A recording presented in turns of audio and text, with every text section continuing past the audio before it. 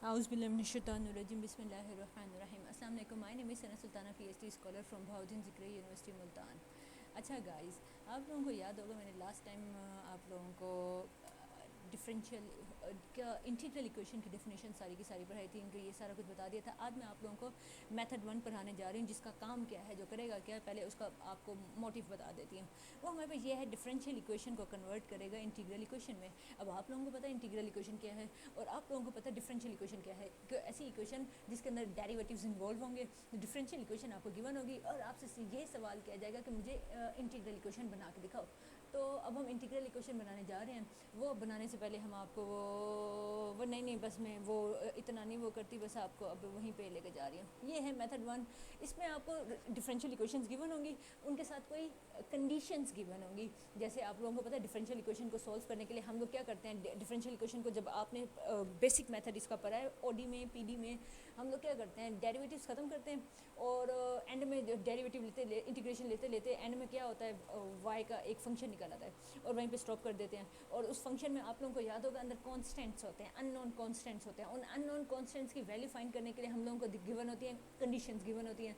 वो कंडीशंस दो टाइप की होती हैं, या वो इनिशियल कंडीशंस होती हैं या वो बाउंड्री कंडीशंस होती हैं। अगर आपको इनिशियल कंडीशन गिवन है तो वो question plus these initial conditions, ये दोनों मिलकर क्या कहलाती हैं, इनिशियल वैल्यू प्रॉब्लम।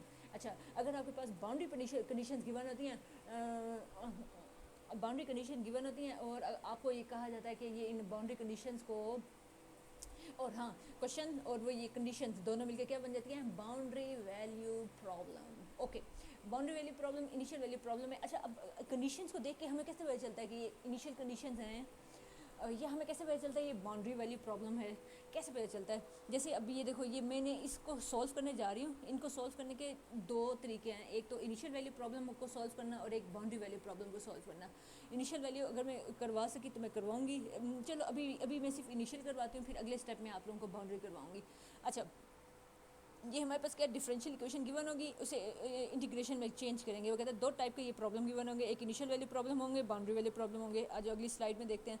ये आपके पास गिवन है when initial conditions initial values of differential equation are given is given, और फिर आपको we have to convert this into integral equation, और हम लोगों ने इसे इंटीग्रल इक्वेशन में कन्वर्ट करना है। अब आपके पास नीचे प्रॉब्लम्स गिवन है, ये डिफरेंशियल इक्वेशंस गिवन है आपके पास। इन कंडीशंस को ज़रा गौर से देखो, गौर से देखना। अच्छा, आप लोगों को याद होगा हम लोगों ने पीछे जब हम इंटीग्रल इक्वेशन की डेफिनेशन पढ़ी थी, इधर देखें यहाँ आपके टी के बारे में बताया गया। ये किसके दरमियान है, ए और बी के दरमियान है, एक्स भी ए और बी के बिटवीन है। अच्छा, अगर आपको जो कंडीशंस गिवन है वो ये जो इनिशियल पॉइंट है और ये टर्मिनल पॉइंट है, अगर इनिशियल कंडीशंस वो सारी इसी कंडीशन इसी पॉइंट पे गिवन हो तो आप लोगों ने समझ लेना है वो इनिशियल वैल्यू प्रॉब्लम है। अगर आपको इनिशियल पॉइंट पे भी वैल्यू गिवन है, बाउंड्री दोनों पॉइंट्स पे वैल्यूज़ गिवन है, तो हम इन्हें कहेंगे बाउंड्री वैल्यू प्रॉब्लम, क्योंकि दोनों लोअर लिमिट पे भी वो कोई ना कोई कंडीशन दे रहा है, अपर लिमिट पे भी वो कोई ना कोई कंडीशन दे रहा है। तो हम इस टाइप के प्रॉब्लम को बोलते हैं बाउंड्री वैल्यू प्रॉब्लम बोलते हैं। आज जो ज़रा नीचे आओ, आप ज़रा उन क्वेश्चन को ज़रा घूरो। ये देखो, ये देखो, ये कंडीशन गिवन है आपको, y की वैल्यू 0 पर गिवन है। ये इस नंबर का कोई नहीं होता, ये मतलब ये बता रहा है कि y 0 पर आंसर 0 था, उसका डेरिवेटिव भी 0 पर 0 है। तो इसको इतना मैटर नहीं करता। जो मैटर करने वाली चीज़ है जिससे हमें इनिशियल और बाउंड्री वैल्यू को पता चलता है, वो ये पता चलता है कि y में इनपुट क्या जा रहा है।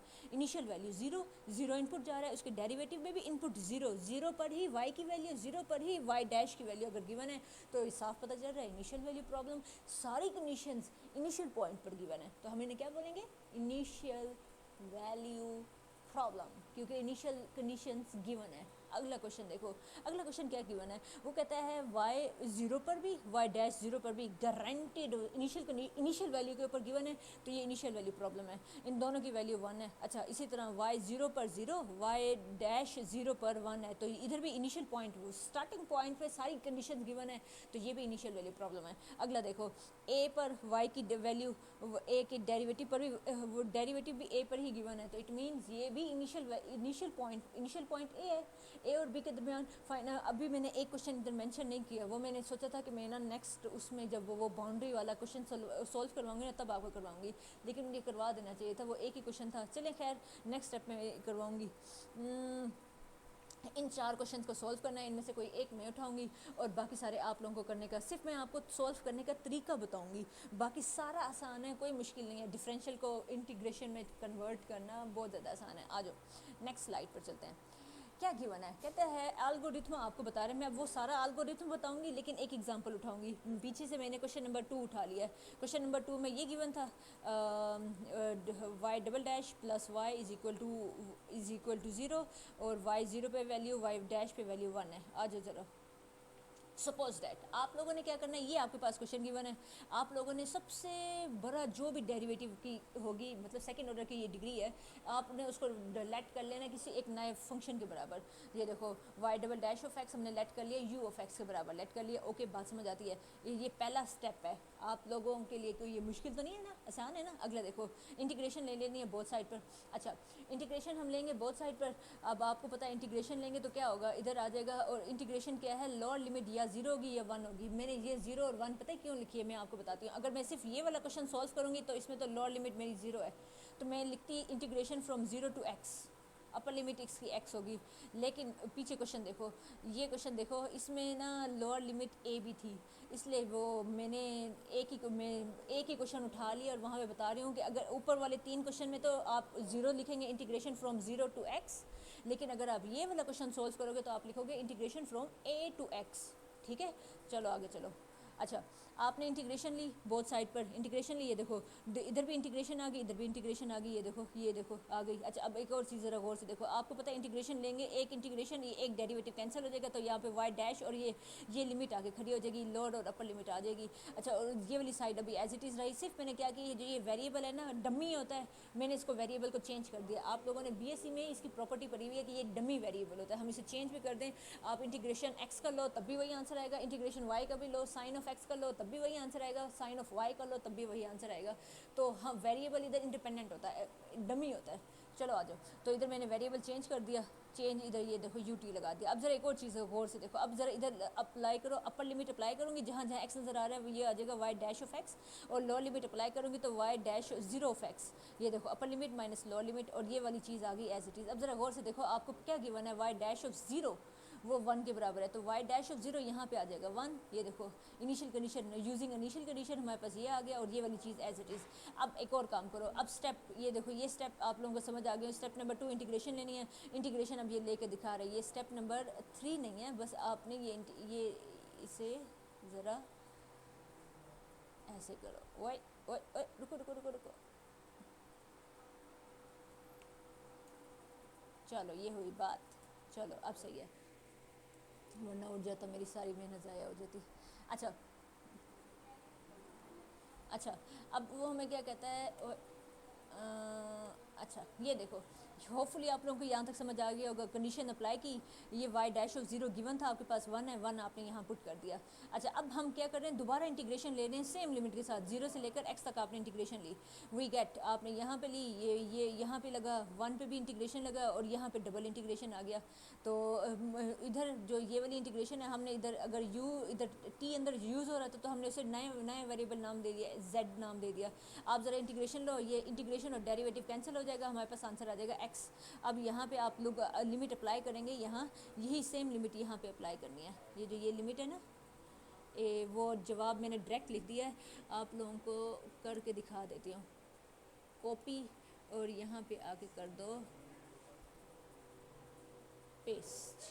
चलो, आप इधर लिमिट अप्लाई करेंगे, अपर लिमिट आ जाएगा x, और लोअर लिमिट अप्लाई करेंगे 0 हो जाएगा, तो मतलब आंसर आपका x ही आएगा। तो यहाँ पे ये मैंने वही लिखा हुआ है, ये देखो ये x आ गया इधर, और इधर आप दोबारा लिमिट अप्लाई करेंगे, अपर लिमिट x आएगा, और यहाँ पे y आ जाएगा, y ऑफ 0 आ जाएगा, लोअर लिमिट यहाँ x की जगह 0 पुट करेंगे तो ये आ जाएगा, और ये वाली चीज़ आ गई एज इट इज़। अब ज़रा गौर से देखो, y ऑफ 0 वो भी 1 है, तो यहाँ पे 1 आ जाएगा। आज अगली स्लाइड पे चलते हैं, बाकी सब कुछ सेम रहेगा, सिर्फ यहाँ पे 1 आ जाएगा, ये देखो आ गया। अच्छा, अब तो हमारा मसला ही सॉल्व हो गया। अब आपने इधर में एक और ये तो चलो, ये तो जगह सॉल्व हो गई, इस जगह का मैं एक फार्मूला बता रही हूँ। यहाँ पे एक फार्मूला है हमारे पास, वो फार्मूला क्या है, उसे ज़रा गौर से देखो। वो कहता है है। अगर हमारे पास इंटीग्रेशन है 0 से लेकर x1 तक, 0 से लेकर x2 तक एंड सो ऑन 0 से लेकर xn तक, और यहाँ पे f of x है, ये dx1 x2 and so on dxn is equal to, ये फार्मूला है कि जितने भी आपके पास इंटीग्रेशन होते हैं 1/n माइनस उन जितने इंटीग्रेशन, सपोज यहाँ पे इंटीग्रेशन आपके 2 हैं तो यहाँ पे आएगा 2 - 1 फैक्टोरियल, और यही इंटीग्रेशन सिंगल एक दफ़ा लिख देंगे, और फिर हम लिखेंगे ये जो अपर लिमिट है, कौन है अपर लिमिट, ये इधर कौन था, ओए रुको रुको, इधर मैंने ये गलती कर दी है, यहाँ आएगा x आएगा। चलो ये जो आपकी अपर लिमिट होती है ना x माइनस टी, क्योंकि अंदर जो इन्वॉल्व वेरिएबल होता है वो t है, x माइनस टी, और पावर हमारे पास क्या आ जाएगा, जितना यहाँ पे जितने इतने इंटीग्रेशन खड़े हैं, इधर इधर 2 इंटीग्रेशन खड़े हैं, इधर वही बात बोल रहा है x1 2 3 xn इंटीग्रेशन इधर पर हैं, तो यहाँ पे n-1 कर दिया, और बाकी ये वाला बाकी सारी चीज़ें एज इट इज़ रहती हैं, और यही इंटीग्रेशन सिंगल टाइम आएगा तो यहाँ से जाहिर सी बात है dt भी हमारा सिंगल टाइम आ जाएगा। अब ज़रा यही फार्मूला हम यहाँ पे अप्लाई कर रहे हैं, हमारे पास क्या आएगा, ये वाली पूरी शक्ल एज इट इज़ 1/2 - 1 फैक्टोरियल, और फिर ये इंटीग्रेशन सिंगल टाइम, और ये आ जाएगा x माइनस टी 2 - 1, और ये u t D T as it is आ गया। अब इसी तरह सिंप्लीफाई किया, हमारे पास ये आंसर एज इट इज़, ये देखो यहाँ पे ये, और फिर ये इधर माइनस के हो रहे हैं तो जाके मैंने प्लस के कर दिया, यहाँ से y की वैल्यू आ गई। अब अगला स्टेप देखो ज़रा हम क्या करेंगे, अगला स्टेप, अब आपके पास y की भी वैल्यू आ गई, आपने y डबल डैश के ऊपर value u of x let कर ली थी, दोनों की वैल्यूज़ यहाँ पे पुट करो, और अब बस अब हमारा आंसर निकल आएगा। नेक्स्ट स्लाइड पर चलते हैं। नेक्स्ट स्लाइड में putting the values of y double dash and y in the given equation we get, हमारे पास y डबल डैश की वैल्यू क्या थी, इस y डबल डैश की value u of x let की थी, y की वैल्यू आपने ये पूरी लेट की थी इक्वल टू 0। इसे ज़रा आप उस शक्ल में लिखो, ये u ऑफ x यहीं पे खड़ा रहे, बाकी ये सारा कुछ उस साइड पे फेंको। अब वो कहता है finally tell us what is f of x, what is k x t, what is lambda, and type which type of equation you obtain, और ये भी बताना है आपने कि किस टाइप की ये इक्वेशन आप लोगों ने ऑब्टेन की है। तो यहाँ से साफ पता चल रहा है जो इस साइड पे खड़ा था वो हमारा f ऑफ x था, और यहाँ पे लैम्डा जहाँ पे खड़ा होता है तो वो -1 है, और यहाँ पे कर्नल हमारा निकला x माइनस टी निकला है, और बस, और ये कौन सी है 0 से लेकर x तक जा रही है, एक लिमिट कॉन्स्टेंट दूसरी से वेरिएबल, तो ये कौन सी इक्वेशन बन रही है, yes this is Volterra integral equation of second kind. तो अभी ये मैंने आपको इनिशियल वैल्यू प्रॉब्लम सॉल्व करना सिखाया है, सेम इसी तरीके से आपने अब बाकी सारे प्रॉब्लम सॉल्व करने हैं, यही आपकी सबसे पहली असाइनमेंट है। और चलो मिलते हैं इंशाल्लाह अब नेक्स्ट उसमें लेक्चर में, तब तक अपना बहुत ज़्यादा ख्याल रखिएगा। अल्लाह हाफिज़।